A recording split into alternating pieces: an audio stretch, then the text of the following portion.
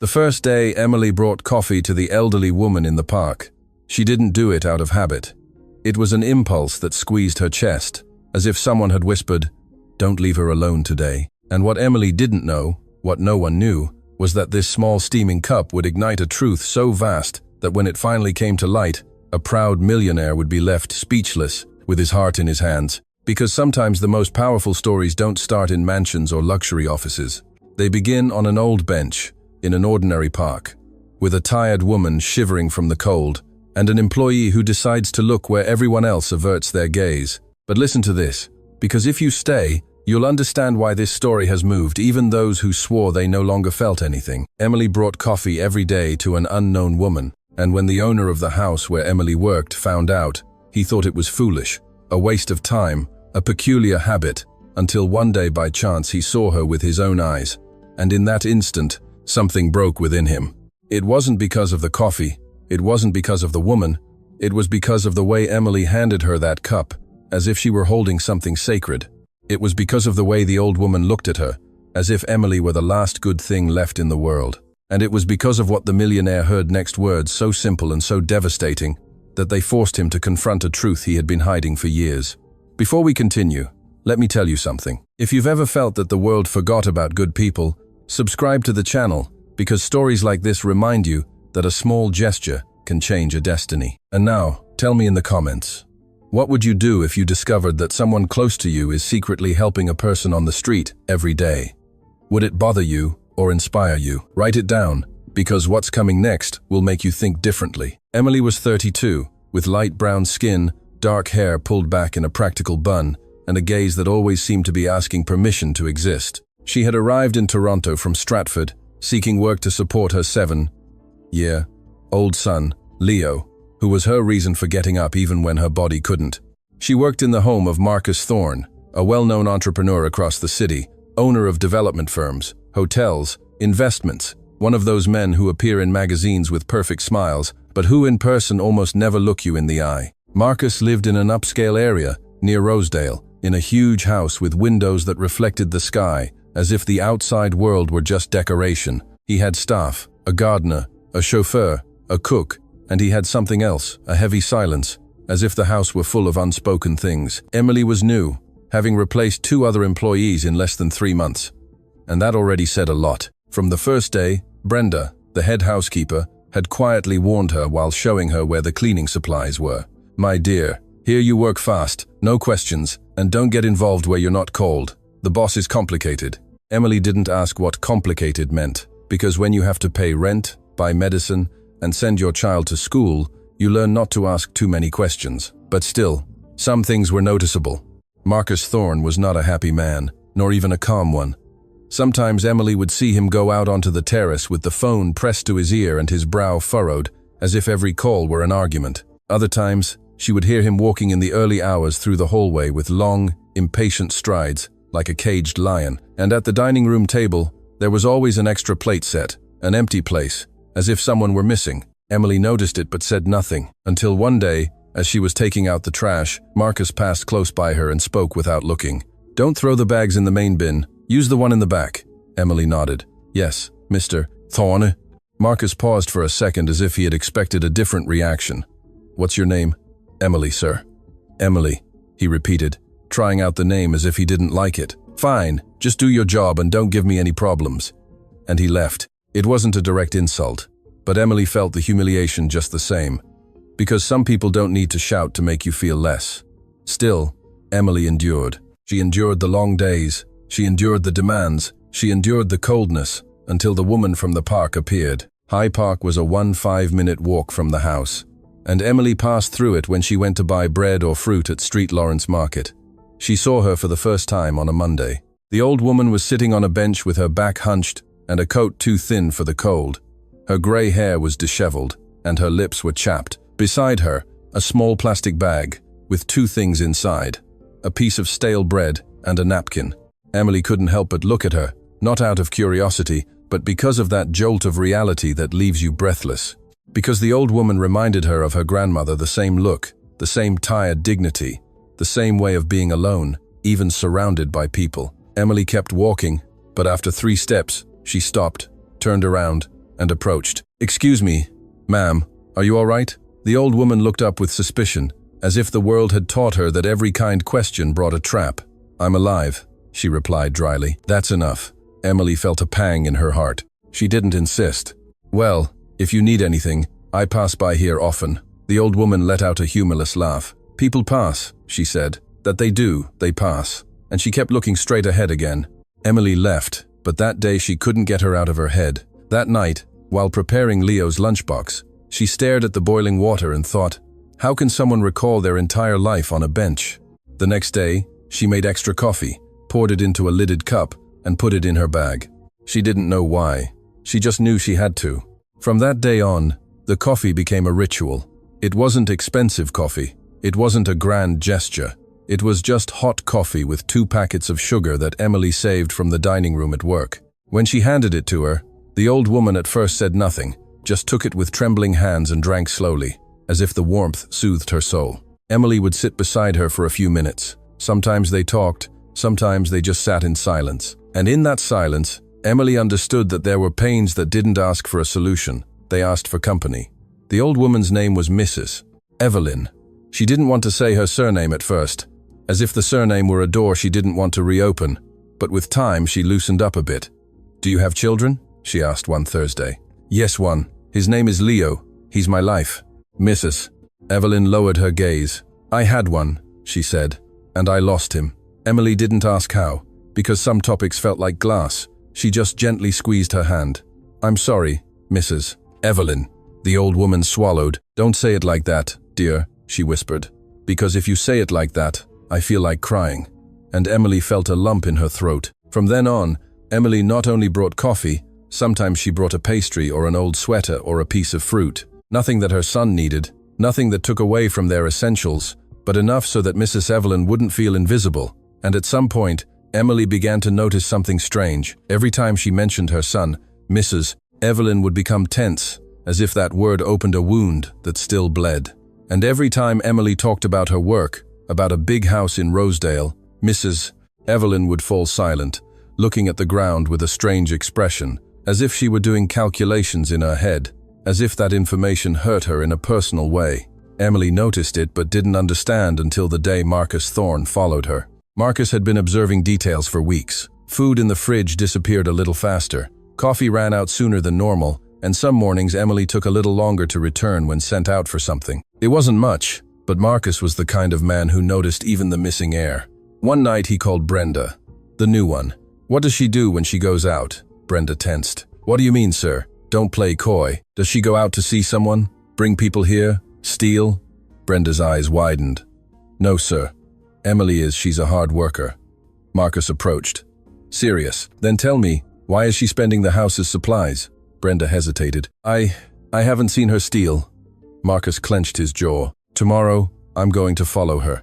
Brenda wanted to speak, but she fell silent, because in that house, when Marcus made a decision, no one changed his mind.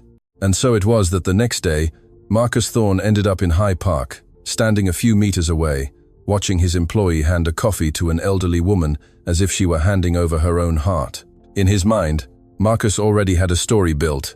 Emily is deceiving me. She's taking things. She's involved in something. But what he saw didn't fit his prejudice, because he didn't see trickery. He didn't see malice. He saw something he didn't understand, compassion.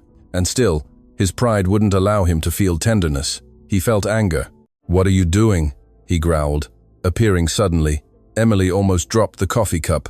"Mr. Thorne, Mrs. Evelyn looked up, and for the first time, her expression changed completely. Her eyes widened, her face went pale, and the cup trembled in her hands as if she had seen a ghost. Marcus looked at the old woman and frowned. "Who is she?" Emily swallowed nervously. She's Mrs. Evelyn. I bring her coffee because Marcus cut her off, with things from my house." Emily blushed. "It's not stealing, sir. I pay for it with what I earn. I just use the hot water from Marcus's voice was hard. You don't decide who you help with my time. I pay you to work, not to play savior." Emily clenched her fists, holding back tears. "I'm not playing, sir. She's alone." Marcus let out a short, cold laugh. "And what's that to me? Is the whole city my responsibility now?" Emily looked him in the eyes for the first time with courage. "No, but it's everyone's responsibility not to turn a blind eye. The silence became heavy. Marcus took a step towards Mrs. Evelyn. "And what did you tell her to make her bring you things, Mrs.?" Evelyn trembled, but not from fear of Marcus, but from something deeper, something old, something that was suffocating her. With a broken voice, Mrs. Evelyn uttered a phrase that changed the air of the park. "I didn't ask her for anything," she whispered. "She brings me coffee because she reminds me of someone I lost." Marcus stood still. "Who?" "Mrs." Evelyn slowly looked up and met his gaze with an intensity that disarmed him. "My daughter." Emily's eyes widened. Marcus swallowed. "Your daughter?" Mrs. Evelyn clutched the cup to her chest, and with accumulated tears that finally dared to fall, she said, "Yes, and you remind me of her too, Marcus." Marcus took a step back as if he had been punched. "How do you know my name?" Mrs. Evelyn breathed with difficulty, her voice breaking. "Because I saw you grow up." And in that second, Emily understood that what was happening was much bigger than a cup of coffee. And Marcus, for the first time, in a long time, felt fear. Because if that old woman was telling the truth, then something from his past was about to explode. And that was the only thing Marcus Thorne couldn't control with money. The silence in High Park became thick. The sounds of the park, children playing, a balloon vendor, the distant song of a street musician seemed to have muted around that bench. Marcus Thorne was not a man easily surprised. He had faced financial crises, lawsuits, corporate betrayals, but that phrase, "I saw you grow up," fell like a stone on his chest. "I don't know who you are," he said with a firm voice, though something inside him trembled, "and I don't like being played with." Mrs. Evelyn didn't look away. "I'm not playing, Marcus." Emily watched the scene, her heart pounding. She felt she was witnessing something she shouldn't, but she couldn't leave either. There was too much contained emotion in the air. Marcus clenched his fists. "My mother died years ago." Mrs. Evelyn closed her eyes for a second. A tear rolled down her time-worn cheek. "Yes, she died for you." That phrase unsettled him. "What does that mean?" Mrs. Evelyn took a deep breath. "It means they told you she died because it was easier than explaining the truth." Emily felt a shiver run down her spine. Marcus took a step back. "You're confused." "No, Mrs." Evelyn's voice was soft but firm. "Confused. I spent many years waiting for you to come back." Marcus's world began to crack from within. His mother, they always told him, had died when he was 5, that it had been a sudden illness, that his father had done everything possible. There was never an open wake, never many photos, never details, just silence. And now this woman on a bench was saying, "No, it's not possible." Marcus shook his head. "My father would never lie about something like that." Mrs. Evelyn let out a bitter laugh. "Your father never tolerated that I wanted to leave." Emily's eyes widened. "Leave?" "Yes." Mrs. Evelyn looked at her trembling hands. "He wanted me to be the perfect wife, quiet, submissive, but I had dreams. I had a voice." Marcus felt that the ground under his designer shoes was no longer firm. "My father was a respected man. He was a powerful man," she corrected. "And powerful men buy silences." Marcus's heart pounded hard. "Are you making this up, Mrs. Evelyn?" She looked at him with a mixture of pain and tenderness. "You have the same look when you're angry, just like when you were a child and didn't want to sleep." Emily felt like she couldn't breathe. Marcus began to breathe faster. "Enough." But Mrs. Evelyn continued, knowing that perhaps it was the only chance she would get. "They took you from me one night. They said it was for your own good, that I wasn't stable, that you needed discipline." Marcus felt that something inside him wanted to listen, and something wanted to flee. "That's a lie. They forced me to sign papers. They said if I didn't, I would never see you again." Mrs. Evelyn's voice broke. "I signed, believing it was temporary." Emily brought her hand to her mouth. The park no longer existed. Only that story breathed between them. Marcus recalled fragments, a small suitcase, a hurried hug, his father's voice saying, "Your mother is sick. She can't take care of you." Marcus's voice grew softer. "I remember she was crying." Mrs. Evelyn closed her eyes. "I never stopped looking for you." A tremor ran through Marcus's body. "And why are you here? Why in this park?" "Because I knew you lived nearby." She looked him directly. "I didn't want to ruin your life. I just wanted to see you, even from afar." Emily felt a knot in her chest. "And the coffee?" she asked quietly. Mrs. Evelyn smiled faintly. "The coffee was the first gesture of kindness I'd received in years." Marcus observed her with a mixture of rage and bewilderment. "And why didn't you come to my house? Why didn't you knock on the door?" Mrs. Evelyn lowered her gaze.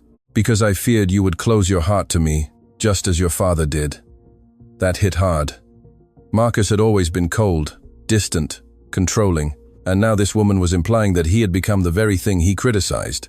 "You have no proof of anything," he said, trying to regain control. Mrs. Evelyn reached into her worn purse and pulled out a small, old envelope, creased by the years. "I saved this." Marcus took it with rigid hands. It was a photo. Him, small, sitting on a swing, and the woman behind him, young, smiling. Marcus's heart stopped for a second. That photo wasn't in any album in his house. "Where did you get this?" "From my wallet. I've carried it with me all these years." Emily saw how the millionaire's face began to change. It was no longer arrogance, it was doubt. Marcus ran his finger over the image. "This proves nothing. You have a scar on your left knee, Mrs. Evelyn said suddenly. "You got it falling off that same swing. I carried you, crying, to the kitchen, and promised I'd always be there." Marcus felt a punch to his stomach. That scar was there, and no one outside his close family knew it. Emily watched as the impeccably dressed man began to lose his composure. "If this is true," he whispered, "then my entire life." He didn't finish the sentence, because it implied accepting that his father had separated him from his mother, that his history was incomplete, that his identity was built on a lie. And that was too much. Marcus turned halfway around. "I need to think." "Marcus," Mrs. Evelyn said with a fragile voice, "I didn't come to destroy you. I just wanted to know if you were happy." That question was the cruelest of all. Was he happy? He had money, prestige, respect, but happiness? Emily remembered the table with the empty plate, the nocturnal walks, the silence of that huge house. Marcus didn't answer, just walked a few steps, but something stopped him. He turned again. "If this is true, why did you never seek me out legally?" Mrs. Evelyn breathed with difficulty. "Because I had no resources. Because after signing those papers, I was alone. Because no one wanted to confront your father." Marcus felt his father's name beginning to weigh on him more than ever. Emily took a step forward. "Mr. Thorne, I didn't know any of this. I know," he said without looking at her. The park seemed to watch them. The balloon vendor passed by, oblivious to the emotional earthquake happening on that bench. "And what do you want now?" Marcus finally asked. Mrs. Evelyn looked at him with sincere tears. "Nothing. I don't want your money. I don't want your name. I just wanted to tell you that I never stopped loving you." Marcus's heart broke in a place that had been armored for years. Because no one told him that. No one looked at him like that. And suddenly he understood something devastating. He had spent years building empires, but he had never built a home. Emily felt she was witnessing a moment that would change everything. Marcus took a deep breath. "I need proof, documents, something to confirm this." Mrs. Evelyn nodded. "I have them. Not here, but I have them." The millionaire put the photo in his inner jacket pocket. "I'm going to investigate." His voice was no longer hard. It was vulnerable. Emily felt a small relief, but then Mrs. Evelyn added something that left him immobile. "Your father not only separated me from you, he also hid something else." Marcus looked at her tensely. "What?" Mrs. Evelyn hesitated for a second. "That you weren't his only child." The world broke again. Emily felt the air disappear. "What are you saying?" "I'm saying," whispered Mrs. Evelyn, "that before I left, I was pregnant." The silence was absolute. Marcus felt his heart jump out of his chest. "That's impossible." "It's not." Emily brought her hand to her chest. "She had another child?" Mrs. Evelyn lowered her gaze. "Yes." Marcus took a step back. "Where is he?" Tears finally fell uncontrollably. "I lost him too." The pain in her voice was so profound that no one could doubt her sincerity. "Your father made sure I never saw him again." Marcus's world no longer had form. Not only had he lost a mother, but also a brother or sister he never knew. "Is he alive?" he asked, his voice breaking. Mrs. Evelyn slowly shook her head. "I don't know." Emily felt that this story was only just beginning to be unearthed. Marcus looked at the woman in front of him. He no longer saw her as a stranger. He saw her as a possibility, as a mirror of the past. And for the first time in many years, he felt like crying, but pride still fought within him. "If this is true," he finally said, "then my father robbed me of more than a mother." Mrs. Evelyn nodded. "He robbed you of the truth." The sun began to descend slowly, tinting the park in golden hues. Emily understood that her small gesture of coffee had opened a gigantic door. A truth buried for decades was beginning to breathe, and the most unsettling thing was that they still needed to discover what had happened to that second child, because if he was alive, it meant that the Thorne family was not as Marcus had always believed, and if he wasn't, then someone had to answer for it. Marcus looked at Emily, Tomorrow, you don't work. She opened her eyes. Sir, come to my house at 8. I need you to hear something. Emily felt fear and curiosity at the same time. Yes, sir. Marcus looked back at Mrs. Evelyn. I don't promise anything, but I'm going to find out the truth. And in that instant, something changed. It wasn't reconciliation yet. It wasn't forgiveness. It was the beginning of a search. And when a man who always controlled everything decides to seek the truth, the past begins to tremble. That night, Marcus Thorne didn't sleep. The photo still lay on his desk, barely illuminated by the Italian crystal lamp that had always seemed elegant to him, but which now cast long, unsettling shadows. The image was real, too real. He could recall the swing. He could recall his mother's light dress. He could recall her perfume. What he couldn't recall was the moment she died, and that was destroying him from within. In the main bedroom of the Rosedale mansion, the silence was unbearable. The clock struck 3 a.m. When Marcus got up, he put on a jacket and went down to the private study where he kept family documents. If Mrs. Evelyn was telling the truth, there had to be traces. He opened the old metallic file cabinet that had belonged to his father. Folders, deeds, wills, certificates. Everything was perfectly ordered, too perfect. Marcus began to review documents related to his childhood. Birth certificate, school records, medical insurance. He looked for his mother's death certificate. It wasn't there. He felt a blow to his chest. He looked again with more anxiety. Nothing. How was it possible? He always believed he had seen it, always assumed it existed, but now he couldn't find any official proof of her death. Sweat dampened his hands. He picked up the phone, dialed the number of Arthur Henderson, the family lawyer for 30 years. Marcus, Arthur answered, his voice groggy. Is something wrong? I need you to get me my mother's death certificate. There was a silence on the other end. That's in the family archives, Marcus. It's not. Arthur took a deep breath.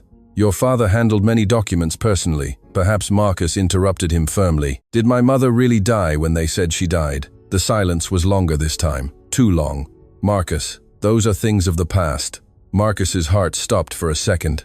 Answer me, Arthur sighed. Your father asked that the matter not be stirred up. That phrase was like an unspoken confirmation. What matter? I can't talk on the phone. Marcus closed his eyes. Doubt was no longer a possibility. It was a reality. Come first thing tomorrow. I'll be there, Arthur replied. Marcus hung up. He slumped into the leather chair. For years, he had defended his father's memory. He admired him, imitated him, and now he discovered that perhaps the man who taught him to be strong had been responsible for his greatest void. At 8 o'clock sharp, Emily rang the mansion's doorbell. She wasn't wearing a uniform, just a simple beige dress and an expression of evident nervousness. Brenda opened the door. Come in, dear. Mr. Thorne is waiting for you. Emily walked down the long hallway with a strange feeling in her stomach. Marcus stood in front of the window, looking at the city. When she entered, he didn't turn immediately. Do you trust that woman? He asked without preamble. Emily swallowed. Yes, sir. Marcus finally turned. His eyes were red, not from anger, but from something deeper. Last night I checked documents. There's no death certificate for my mother. Emily felt a chill. Then someone lied. The doorbell rang again. Arthur Henderson entered minutes later with a black briefcase. He was an older man, elegant, with a gaze laden with years of secrets. Marcus greeted him with gravity. Sit down, Marcus ordered. Emily remained silent, almost invisible, but he didn't ask her to leave. That was already a change. Arthur opened the briefcase, took out an old folder, yellowed by time.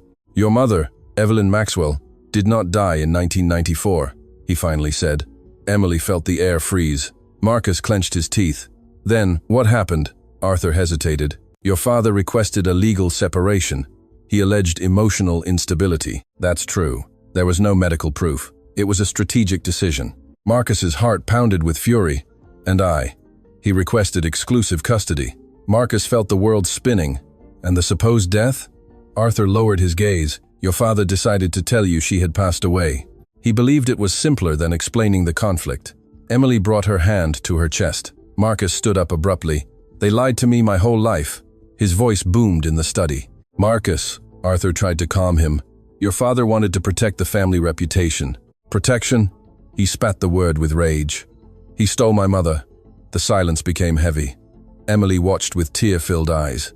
The cold, calculating man was breaking in front of her. There's something else, Arthur added with difficulty. Marcus looked at him with contained fury. Speak. Your mother filed a complaint after the separation. Emily's eyes widened. A complaint? Yes, Arthur continued. She claimed she was pregnant. Marcus's heart almost stopped. And your father contested the declaration. He alleged it wasn't his child. Marcus felt nauseous. Is that true? There was no DNA test. The case was closed due to your mother's lack of legal resources. The silence was devastating. Emily felt that Mrs. Evelyn's story was beginning to make sense. That baby was born? Marcus asked in a barely audible voice. Arthur took a deep breath. Yes. The world stopped. Where is he? Marcus whispered. Arthur swallowed. There are no subsequent records in our archives. Marcus felt like he couldn't breathe. What do you mean, no records? After the lawsuit, your father paid an out-of-court settlement. Emily felt her blood boil. A settlement? Yes. In exchange for Evelyn abandoning any claims. Marcus closed his eyes tightly. The image of his father, always so upright and honorable in public, began to crumble. Do you know what this means? He said, his voice breaking. It means I have a brother or sister somewhere. Emily took a step forward. And that she didn't lie. Marcus looked at Emily for the first time with something different in his eyes. It wasn't superiority. It was vulnerability. I need to find him. Arthur shook his head. Almost 30 years have passed. I don't care. Marcus picked up the photo again. I won't let money bury the truth again. Emily felt something profoundly changing in him. He was no longer the man who criticized her gesture in the park. He was a son, a wounded son. Mr. Thorne, she said softly. Perhaps Mrs. Evelyn knows something more. Marcus nodded. We're going to see her today. Hours later, the three returned to High Park. Mrs. Evelyn was on the same bench. When she saw Marcus approaching with determined steps, her expression was one of fear and hope. We need to talk, he said without pleasantries. Mrs. Evelyn nodded. The three sat down. Marcus took a deep breath. It's true, my father lied. You didn't die. Tears filled the old woman's eyes. I knew it. I knew it. And the baby? He continued. What happened? Mrs. Evelyn's face filled with pain. He was born in a community clinic in Scarborough. Emily felt a chill. And then they told me there were complications, that he needed special care, that he would be transferred. Marcus felt his heart break. You only saw him once. The old woman's voice was barely a whisper. They took him from me. They said it was for his own good. Emily closed her eyes. Did they give you any documents? Mrs. Evelyn slowly shook her head. Only a letter saying the child had been adopted. Marcus felt a punch to his chest. Adopted? Yes. The silence was absolute. Do you have that letter? Mrs. Evelyn nodded. I kept it all these years. Marcus looked at the horizon. The world he knew was made of carefully constructed lies. I'm going to find him. Emily looked at him. There was determination in his voice. It wasn't the old pride. It was necessity. Mrs. Evelyn trembled. Marcus, I don't want to cause you more pain. He looked at her with moist eyes. The pain is already here. What I want is truth. The wind blew strong in the park. Emily felt that the story was about to become even deeper, because if that child had been adopted, then someone had grown up without knowing who they really were. And if Marcus found him, nothing would ever be the same. The air in High Park was no longer the same. There was something in Marcus's gaze that Emily had never seen before. It wasn't arrogance. It wasn't control. It was urgency. A silent urgency that isn't born of pride, but of emptiness. Mrs. Evelyn, sitting on the bench, held her worn purse as if it contained the last piece of her past. The letter is in my room, she said with a trembling voice. I never dared to throw it away. Marcus nodded. Let's go now. Emily hesitated for a second. She had never seen the millionaire walk so fast, regardless of who was watching him. He didn't have his usual rigid posture. He didn't seem like the man who gave orders in million-dollar meetings. He seemed like a son who feared arriving too late. Mrs. Evelyn lived in a modest rooming house in Parkdale, 20 minutes from the park, an old building with peeling paint and a smell of dampness. Marcus stopped in front of the rusty metal door. That place didn't fit his world of marble and glass, but he entered. The room was small, a simple bed, an antique dresser, a table with an old lamp, and in a box under the bed, the past. Mrs. Evelyn knelt with difficulty and pulled out a cardboard box wrapped in plastic. Her hands trembled. I never thought you'd come back for this, she whispered. Marcus knelt in front of her. For the first time, his eyes were not above someone. They were at the same level. Mrs. Evelyn opened the box. There were old photos, newspaper clippings, a child's bracelet, and a yellowed white envelope, worn by the years. She held it for a few seconds before handing it over. This tells everything they let me know. Marcus took the envelope. His hands were no longer steady. He opened it. The paper crackled as it unfolded. Emily watched in silence. The document bore the seal of a community clinic. Patient, Evelyn Maxwell. Newborn, male. Condition, stable. Transfer, authorized. Further down, a typed note. Minor to be delivered under private adoption protocol. Mother signs voluntary cession of rights. Marcus felt his blood boil. Voluntary cession? Mrs. Evelyn murmured, tears in her eyes. They made me sign when I was sedated. They said if I didn't, I'd never see you again. The silence was devastating. Emily felt an enormous weight in her chest. Marcus crumpled the paper. This is illegal. In that time, no one listened to a woman without money. Mrs. Evelyn replied. Marcus took a deep breath. Does it say the name of the adoptive family? Mrs. Evelyn shook her head. I never knew more. Emily approached slowly. Mr. Thorne, with the protocol number, perhaps the file can be traced. Marcus looked at her, and in his gaze there was something new. Respect. You're right. He picked up the phone. Arthur, he said as soon as it was answered, I need you to trace an adoption protocol from 1995, Scarborough Community Clinic.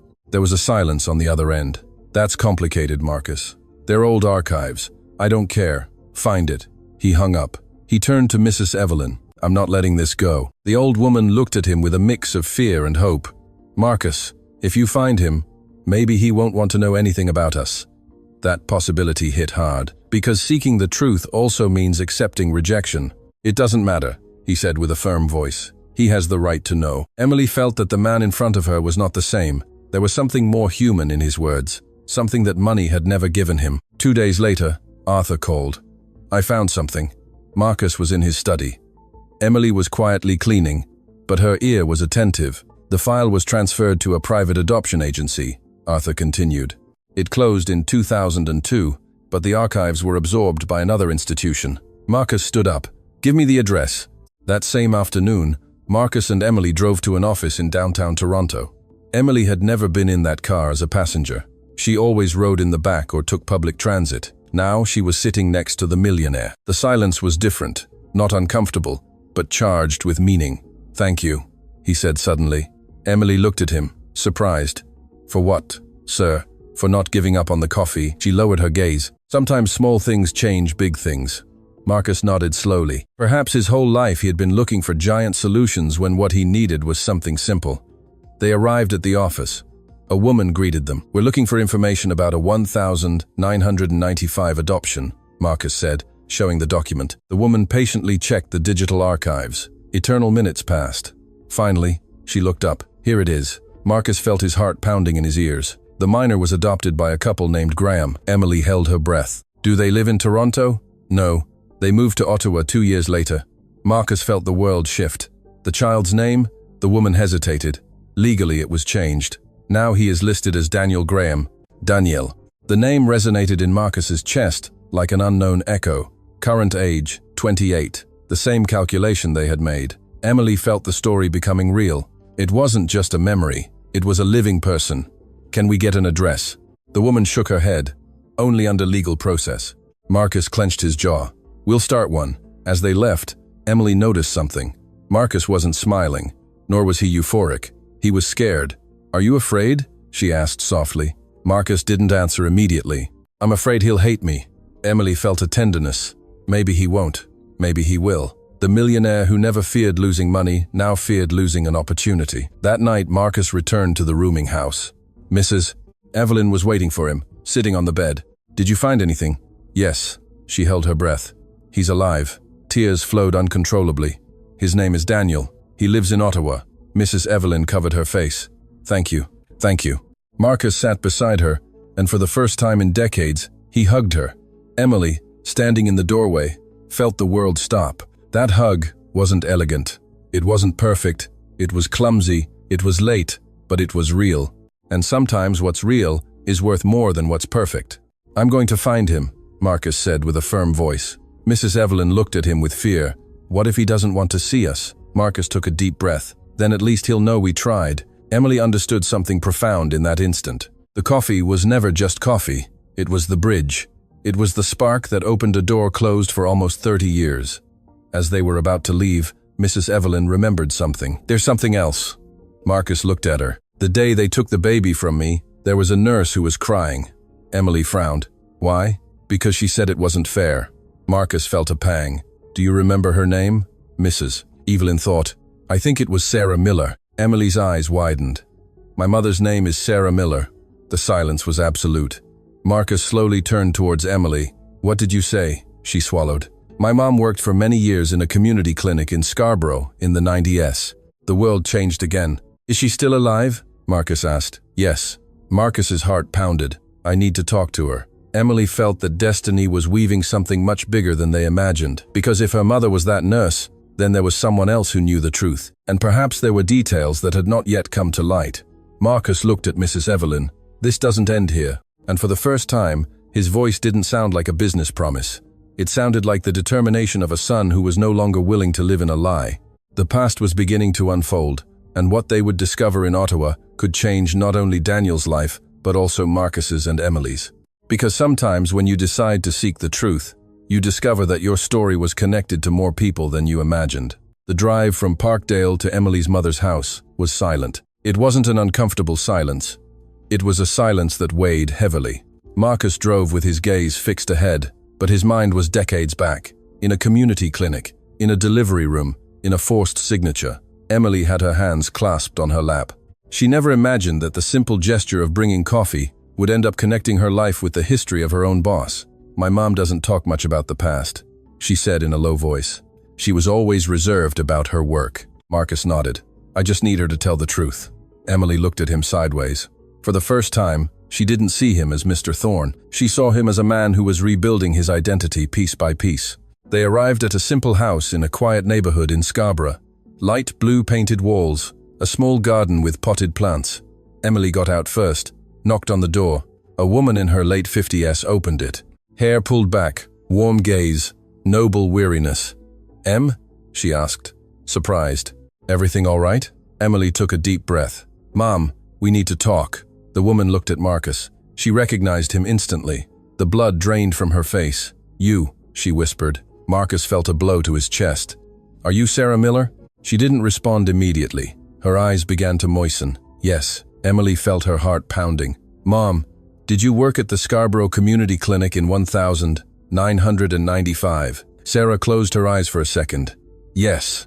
The silence became heavy. Marcus took a step forward. My mother gave birth there that year. Sarah looked at him as if she had been waiting for this moment for years. I know. Emily felt the ground disappear beneath her feet. What? Sarah took a deep breath. Come in.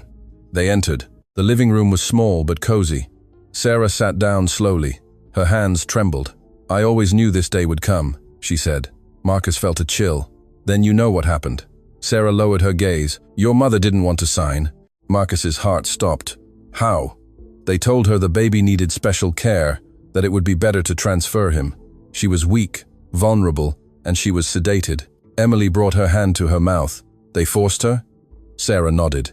The biological father was present. He had lawyers. He had influence. Marcus felt rage begin to boil. My father. Sarah looked at him with compassion. Yes. The silence was devastating. I was young, Sarah continued. I had no power. I could only observe. Emily felt a lump in her throat. Why were you crying? She asked. Sarah looked at her daughter. Because I saw a mother being separated from her child without truly understanding what she was signing. Marcus felt the air grow heavy. The baby was healthy? Sarah held his gaze. Yes. That word fell like a bomb. He didn't need a transfer. He didn't need adoption. Emily felt indignation course through her body. Then it was a deception. Sarah nodded. Yes. Marcus stood up abruptly.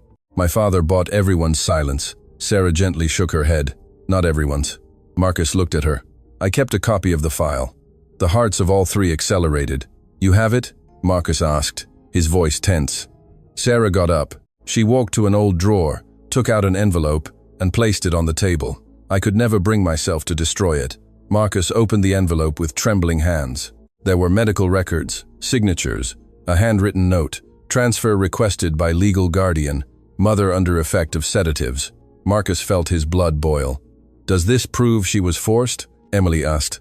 Sarah nodded. It proves she was not in a condition to sign voluntarily. The silence was profound. Marcus took a deep breath. With this, I can reopen the case.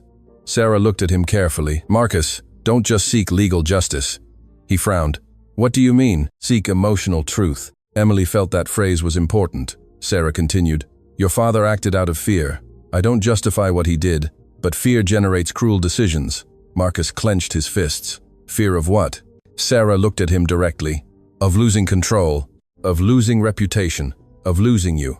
The silence was revealing. Emily understood something in that instant. Marcus's father had not acted only out of malice. He had acted out of obsession, out of a need for dominance. Does my brother know anything? Marcus finally asked. Sarah shook her head. I don't think so. Emily looked at her mother. Do you remember the name of the adoption intermediary? Sarah thought for a few seconds. It was a man named Charles Albright. He worked with high-profile families. Marcus felt the story beginning to fit together like a dark puzzle. Is he still alive? I don't know. Emily felt that each answer opened more questions. Marcus took the documents. Thank you. Sarah looked at him with tenderness. I also lost something that day. He looked at her, surprised. I lost faith in the system. The silence became human. Emily approached her mother and hugged her. Thank you for not staying silent. Sarah held her tight. I never wanted you to live with lies. Marcus observed the scene and understood something that hit him with brutal softness. Love is not always perfect, but when it is sincere, it endures for decades. He turned to Sarah. Would you be willing to testify if necessary? Sarah took a deep breath. Yes. Emily felt proud. Her mother had not been an accomplice. She had been a witness, and now she would be a voice. Upon leaving the house, Marcus walked in silence. What will you do now? Emily asked.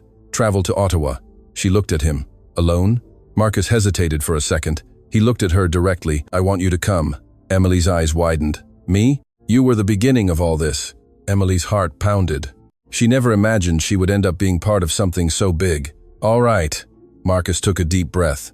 We leave early tomorrow. That night, as the Toronto sky was tinged with orange and violet, 3 lives were changing at the same time. Mrs. Evelyn, in her small room, prayed in silence. Sarah, in her blue house, looked at the past with less guilt. And Marcus, in his huge mansion, understood for the first time that power did not make him strong. Truth did.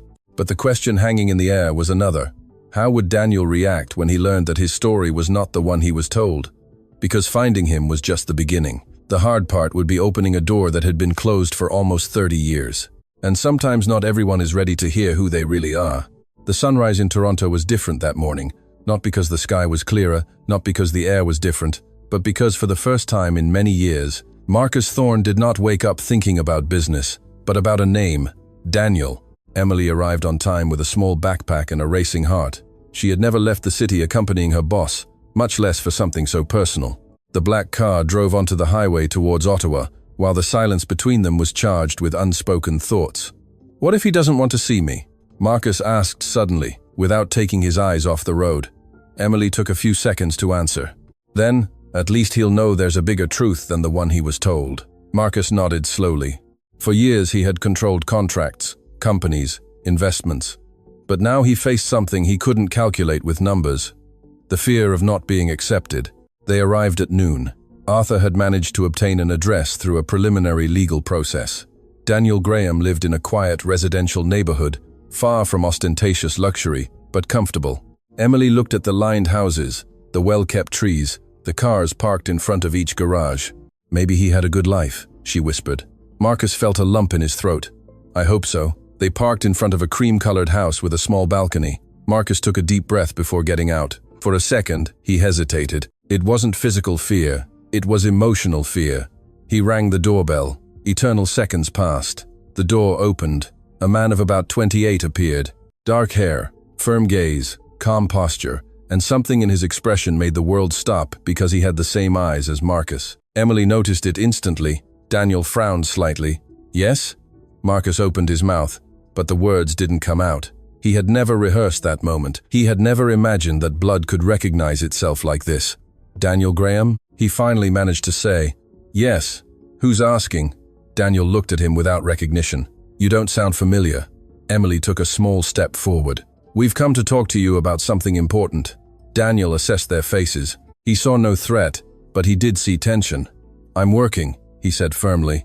If it's commercial, I'm not interested. Marcus took a deep breath. It's not commercial, it's personal.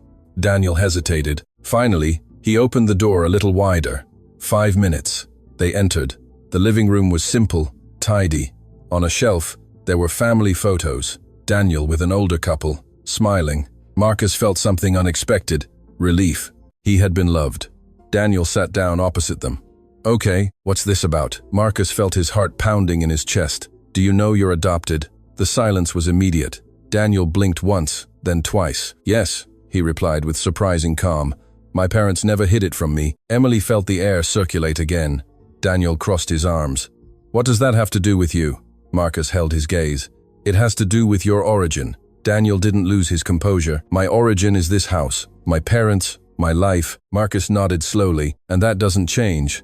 The young man observed him cautiously. "Then explain." Marcus took a deep breath. "Your biological mother's name is Evelyn Maxwell." Daniel froze. The firm expression began to crack, barely perceptibly. "How do you know that?" "Because she's my mother too." The world froze. Emily felt time stop. Daniel stood up abruptly. "What are you saying?" Marcus also stood up but kept his distance. "I'm saying I'm your brother." The silence became almost painful. Daniel began to pace back and forth. No, this isn't possible." Emily watched with a racing heart. Daniel ran a hand through his hair. "My parents told me my biological mother couldn't take care of me, that it was a voluntary decision." Marcus held his gaze. "It wasn't." Daniel stopped. "Are you implying I was stolen?" The word fell like a stone. Marcus didn't dodge it. "I'm saying there was manipulation." Daniel looked at him with disbelief and contained rage. "And why should I believe you?" Marcus took out the copy of the file, placed it on the table. "Because I have proof." Daniel hesitated, took the papers, his eyes scanning the lines slowly. Emily could see his breathing change. This is fake," he whispered, though his voice didn't sound convinced. "There's a nurse willing to testify," Marcus added. "And my mother never stopped looking for you." Daniel looked up abruptly. "She's alive." The question had no rage, it had fear. Marcus nodded. "Yes." Daniel felt the world tilting. For years he had imagined his biological mother as a shadow, a closed mystery. And now they were telling him she was alive and that she had loved him. His voice broke slightly. "I need to think." Emily spoke for the first time directly to him. "We didn't come to take anything from you." Daniel looked at her. She held his gaze softly. "We came to give you the option of knowing the truth." The young man took a deep breath. "My adoptive parents are my family." Marcus nodded. "And no one wants to change that." Daniel looked at the documents again. His world was beginning to totter. "Why now?" he finally asked. Marcus lowered his voice. "Because the truth came to light by chance, thanks to someone who brought coffee every day to a woman no one noticed." Daniel frowned. "What?" Emily took a deep breath and told him everything. The park, the coffee, the confession, the investigation. Daniel listened in silence. When she finished, the young man slumped into the armchair. "This is too much." Marcus felt a strange impulse. He didn't know whether to hug him or step back. He chose the latter. "You don't have to decide anything today." Daniel looked at him. There was something in Marcus's eyes that wasn't calculation. It was vulnerability. "She wants to see me?" he asked quietly. Marcus felt his heart stop. "Yes." The silence was different now. It wasn't rejection. It was fear mixed with curiosity. Daniel looked at the family photo on the shelf, then back at Marcus. "I need to talk to my parents first." Marcus nodded. "That's the right thing to do." Emily felt relief. It hadn't been a violent closure. It had been a half-open door. Daniel approached the door. Before they left, he said, "If this is true, I want definitive proof." Marcus held his gaze. "You'll have it." When the car started back to the hotel, neither spoke for several minutes. Emily finally broke the silence. "He didn't throw us out." Marcus exhaled slowly. "That's something." He looked in the rearview mirror. "He has my eyes." Emily smiled faintly. "And your way of frowning." Marcus let out a brief laugh. It wasn't a business laugh. It was human. But he knew the hardest part was just beginning, because now it wasn't just about documents. It was about emotions. And emotions aren't signed or filed away. They're confronted. In Ottawa, Daniel stood in front of the closed door, holding the papers, feeling that the life he knew had cracks. And for the first time in his life, he wondered who he really was. That night in Ottawa, no one slept peacefully. In the hotel room, Marcus remained seated by the window, watching the distant city lights, as if he could find an answer in them. Emily was in the adjoining room, but she too couldn't sleep. She knew that what was at stake was no longer just a reunion. It was identity. It was belonging. It was a wound that had been open for almost 30 years. Meanwhile, in the cream-colored house in the quiet neighborhood, Daniel sat at the dining room table with his adoptive parents, Mr. Ernest and Clara Graham. The folder with the documents lay open before them. The silence hung heavy like a storm about to break. "Where did you get that?" Clara asked, her voice trembling. Daniel took a deep breath. "They came to see me today. A man named Marcus Thorne. He says he's my brother." Mr. Ernest remained still. The name fell onto the table like an uncomfortable echo. "Thorne," he repeated slowly. Clara lowered her gaze. Daniel noticed it. "Did you know something?" The silence was the answer.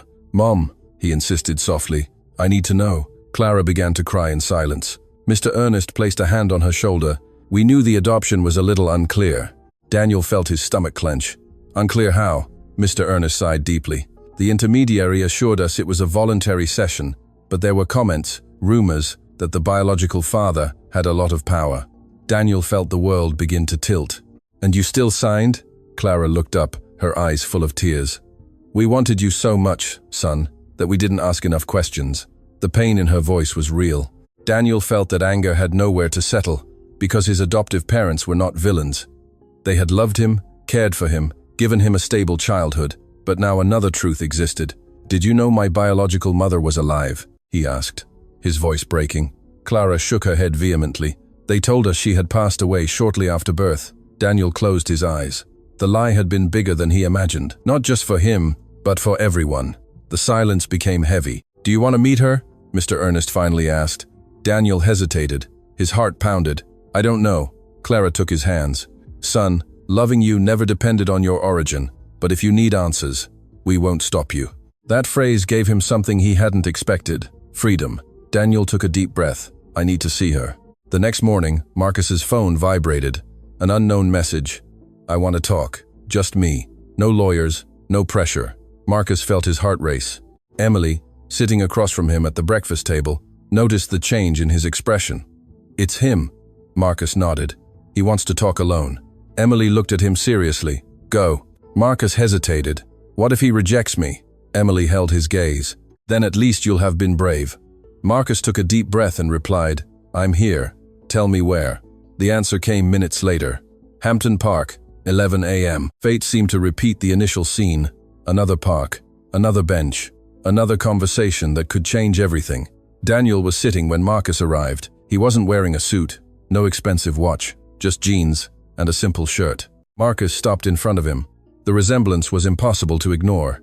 The same cheekbones, the same line in the jaw. Daniel broke the silence. "I didn't come to fight." Marcus nodded. "Neither did I." They sat down. For a moment, neither knew what to say. "I always knew something wasn't right," Daniel finally confessed. "But I didn't know what it was."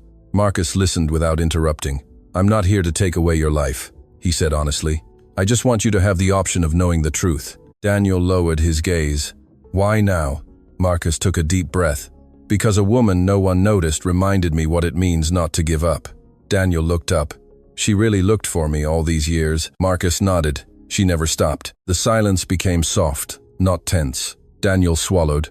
"And you?" Marcus hesitated for a second. "I didn't know you existed, but now that I do, I can't ignore it." That sincerity changed something in the air. Daniel took a deep breath. "I want to see her." The words were simple, but they weighed like an opening door. Marcus felt his chest fill with something warm. It wasn't triumph, it was relief. That afternoon, Daniel spoke with his adoptive parents. He explained his decision. Clara cried. Mr. Ernest hugged him tightly. "Your heart is big," he told him. "That's what matters." Daniel felt he wasn't losing a family, he was expanding his story. When the car departed for Toronto, Marcus looked at Daniel in the rearview mirror with a mixture of emotion and apprehension. Emily, sitting in the back with Daniel, felt she was witnessing something sacred. No one spoke much, but the silence was no longer heavy, it was expectant. Mrs. Evelyn was sitting in her small room when she heard footsteps in the hallway. Marcus slowly opened the door. Daniel stood in the doorway. Time seemed to stop. Mrs. Evelyn looked up. Their eyes met. The air vanished. "Daniel," she whispered as if the name had been waiting on her lips for decades. Daniel felt his heart pounding in his chest. He had imagined that moment many times since he learned the truth. But the reality was different, more fragile, more human. He approached slowly. "Mrs." Evelyn stood up with difficulty. Her hands trembled. "Forgive me," was the first thing she said. "Forgive me for not having protected you." Daniel felt something within him break because he didn't see guilt. He saw pain. "It wasn't your fault," he whispered. Tears began to fall without permission. Mrs. Evelyn extended her hand but didn't dare to touch him. Daniel took the last step and hugged her. It wasn't a perfect hug. It was clumsy, filled with years of contained tears. Emily felt her chest explode. Marcus watched with moist eyes, because that hug not only healed his mother, it also healed him. Mrs. Evelyn cried soundlessly. "I thought of you every day," she whispered. Daniel closed his eyes. "I didn't know, but I always felt something was missing." Time became irrelevant. 30 years compressed into a single instant. Marcus approached slowly. Daniel looked up. They looked at each other for a few seconds, and without saying anything, they hugged too. It was a different hug, more restrained, but full of recognition. Emily understood something profound. Family isn't always lost. Sometimes it's just hidden under layers of lies. When the three sat down, the silence was gentle. Daniel looked at Marcus. "I don't know how this will be now." Marcus nodded. "We don't have to decide today." Daniel looked at Mrs. Evelyn. "I just want to get to know you, step by step." She smiled through tears. "That's enough." Emily felt that the story was reaching a point of light, but she knew something was still missing. Because healing isn't erasing the past, it's learning to live with it. And there were still unanswered questions. Questions about Marcus's father, about justice, about the decisions that had caused so much pain. But for the first time, the truth was no longer buried. It was sitting in that small room, breathing. And although the future was uncertain, there was hope. And sometimes hope is the greatest miracle. The hug didn't solve everything. It didn't erase the lost years. It didn't return the empty Christmases. It didn't precisely mend what was broken, but it did something more important. It stopped the abandonment. And sometimes that's the beginning of healing. Daniel decided to stay a few days in Toronto. Not at the rooming house, not at the mansion, but at a small intermediate hotel, because he needed space to understand what he felt. Marcus respected that. For the first time in his life, he didn't try to control the pace of something. He let it flow. Emily noticed every detail. The man who once gave curt orders now asked softly, "Are you comfortable? Do you need anything? Do you want to talk or prefer silence?" Daniel wasn't used to that vulnerability, but he didn't reject it either. One afternoon, the three of them walked through High Park, the same bench, the same story that began with a cup of coffee. Mrs. Evelyn wore a new sweater Emily had given her. Daniel observed her in silence. "Did you always come here?" he asked. She nodded. "It was the closest I could be to you, without intruding." Marcus felt a lump in his throat, "and I never knew." Mrs.